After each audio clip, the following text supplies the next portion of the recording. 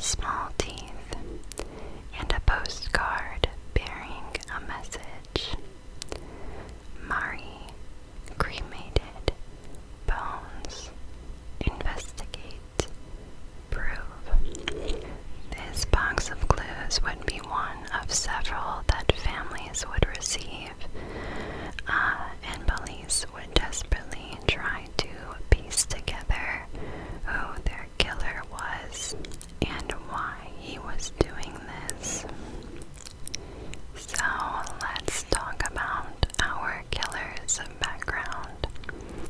Though Tsutomu Miyazaki would become one of Japan's most dangerous killers, he started life as a quiet and meek child. He was born prematurely in August of 1962, and he was born with a birth defect that rendered him unable to bend his wrists completely. Miyazaki spent most of his childhood as a victim of severe bullying at school, and he kept to himself, rarely participated in social events, or made many friends at all. He often hid his hands in photographs out of embarrassment. He did, however, seem to delight in drawing, and he had such a love for anime and Japanese comics. He would spend a lot of time in his room drawing his own comics and entertaining himself. And although he was not a social student, he was quite a successful one.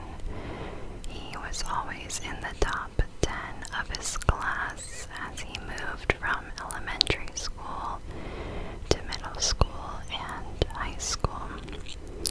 He remained a star student with the goal of one thing. He wanted to become an English teacher, and in order to do that, he wanted to get into a very successful university to pursue his dreams in education. However, Miyazaki's hopes were not realized. At some point in high school, his grades suddenly plummeted.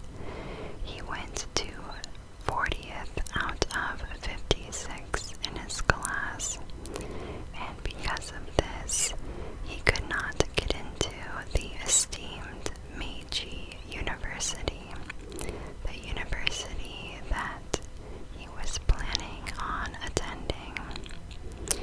Instead, Tsutomu Miyazaki was forced to attend a local school and to study to become a photo technician instead. It is actually unclear why Miyazaki's grades plummeted so severely, though many speculated that it had to do with his family life. The Miyazaki family was known to be quite influential in the Itsukaichi district of Tokyo. Miyazaki's father owned his own newspaper, and he wanted his son Tsutomu to take over the family business one day. However, Tsutomu did not want to take over his father's business, and this created a lot of tension. Miyazaki became convinced that his family only cared about his financial and material success. So, as a result, he shunned them and cut them out. He said, quote, "If I tried to talk to my parents about my problems, they'd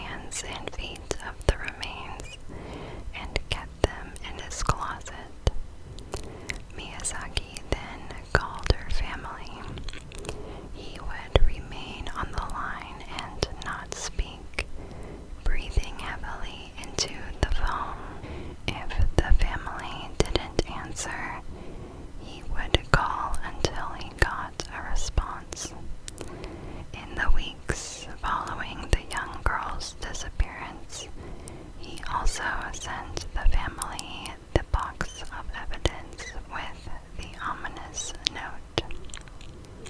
In October of 1988, Miyazaki abducted a second girl.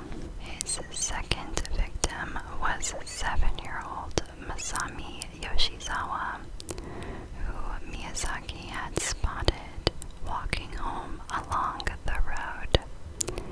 He offered her a ride, and just as he had with Mari Kono, drove her to a secluded wooded area and killed her. Again, he sexually assaulted the corpse and left it naked in the woods, while he took the victim's clothing with him. By this time, the parents of little girls in Saitama Prefecture were in a state of panic. The kidnapper and would-be serial killer had now been named the Otaku Killer, and his crimes, the little girl murders. Within the next 8 months, the murderer would escalate, as 2 more children would go missing, both in the same manner. His next victim was 4-year-old Erika Namba. She was abducted just like Yoshizawa, while she was walking home along the road. This time, however, Miyazaki forced her to take off her clothes in the back seat, took pictures of her, and murdered her. He then tied her hands and feet together, straying violently from his usual MO. And rather than leave her body at the murder scene, he put her body in the trunk of his car. Then he dumped her body in a parking lot, and her clothes nearby in the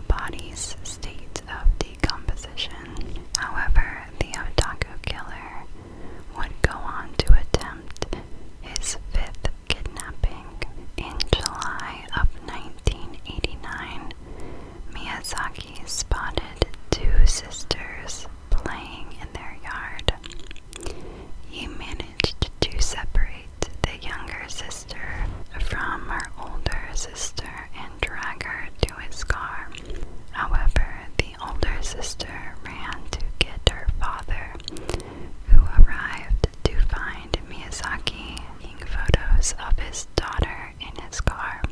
The father attacked Miyazaki and got his daughter out of the car, but he was unable to subdue Miyazaki, who fled from the scene on foot.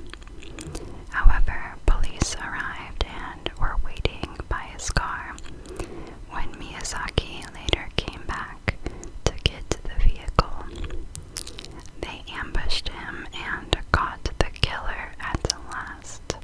After arresting Miyazaki, they organized a search of his car and apartment, which turned up incredibly disturbing evidence.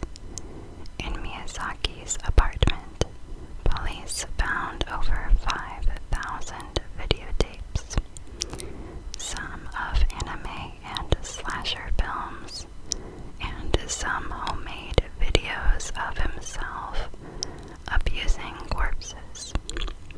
They also found photographs of the victims and pieces of their clothing. And of course, they discovered the body of his fourth victim, decomposing in his bedroom closet. Throughout his trial, Miyazaki appeared incredibly calm. He remained indifferent to the questions, and he seemed entirely unbothered by the things he had done. He answered questions calmly and appeared almost rational in his thinking, despite the fact he had committed horrible crimes. When asked about his crimes, he tried to blame it on his alter ego named Ratman, a man who lived inside of him and forced him to do terrible things. However, no one bought that insanity attempt. Psychoanalysts who examined him during the trial said that his lack of connection to his family was an early sign of his disturbance. They also noted that because he did not have connection to them, he turned to a fantasy world of manga and slasher films. Meanwhile, his parents publicly disowned him, and his father refused to pay for his son's legal fees.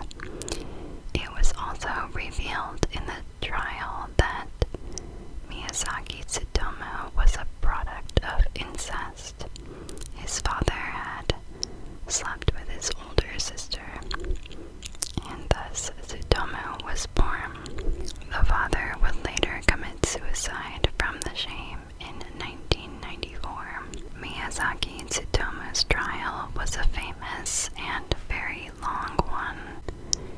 In fact, it took 3 separate analytic teams to determine whether or not he was feeble-minded and thus entitled to a shorter sentence. The courts eventually found Miyazaki to be of sound mind and thus eligible for the death penalty.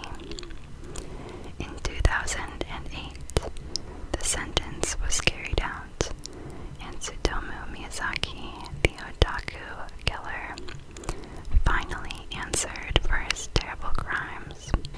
He was hanged. This case was quite a disturbing one, and I have no words. I do apologize for the wind in the background. I don't understand why the weather hates me, but also, if you have a case you would like me to cover, please do not hesitate to write me a comment. I do love your suggestions, and I do love to hear about what you think of the case, and maybe watch something